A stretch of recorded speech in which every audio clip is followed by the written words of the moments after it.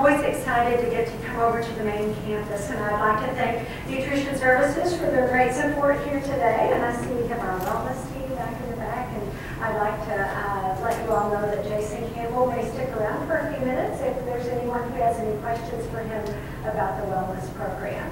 I would like to tell all your friends, look at the great swag that you get from coming to the luncheon room today. And I'd like to thank you all for taking time out of your day to come and learn a little bit about portion distortion and how that kind of affects some of our weight loss goals and some of our weight maintenance goals, and how we can kind of be more aware of that. I'd like to quote Irma Bombeck, who was such a wonderful humorist. I've been on a constant diet for the last 2 decades. I've lost a total of 789 pounds. By all accounts, I should be hanging from a charm bracelet. And so much of what she says is so true, because a lot of us are able to lose weight. It's maintaining that weight loss. And so we get on a yo-yo cycle of, we have the larger clothes in our closet, and we have the skinnier clothes in our closet, and so it becomes a real challenge for us.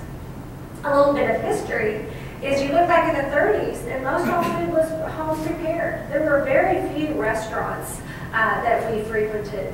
In the 50s, the advent of frozen foods, more people had freezers and freezer compartments, and we started to see the birth of the first TV dinner.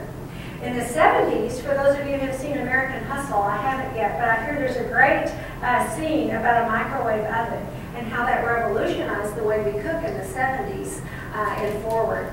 In the 90s, we started eating out more. You saw a proliferation of restaurants on every corner. That's the birth of supersize and supersize me and supersized foods. Less traditional meal times, because restaurants started staying open until midnight.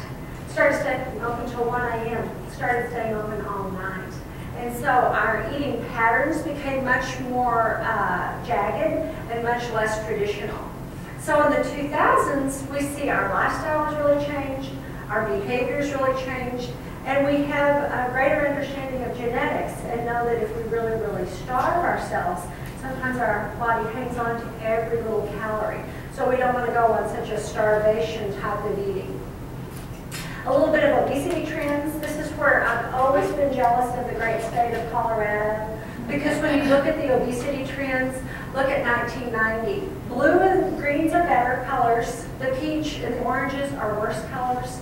So when you look at 1990, you look at the obesity trends, and that's being 30% or greater over your BMI. Then you look at 1998, look, everybody's changing to the darker colors. Some states are going into the peach color. And then look at 2007, where 25% to 29% of that orange are basically obese, or 30% over their BMI. Several states, the Delta states, over 30%. Still the lone holdout, Colorado. And we attribute a lot of that to their active lifestyle. A lot of people have heard about body mass index, BMI, and everybody gets worried about that because if you participated in the Bravo Wellness, your BMI was measured. And people say, what in the world is BMI? BMI is a measure of the human body shape based on an individual's weight and height, and it's a mathematical formula. It's your weight in pounds divided by your height squared in inches times the magical number of 703. There are all kinds of apps on your iPhone or your smartphone that might tell you what your BMI is. And we also have some goals for BMI. The National Institutes of Health would like for your BMI to be at 24.9 or less. That would be wonderful. Bravo Wellness Goals have it a little bit higher than that and have your BMI at 27.5. So that is fairly lean. Again, we define obesity as 30% or BMI of 30 or more.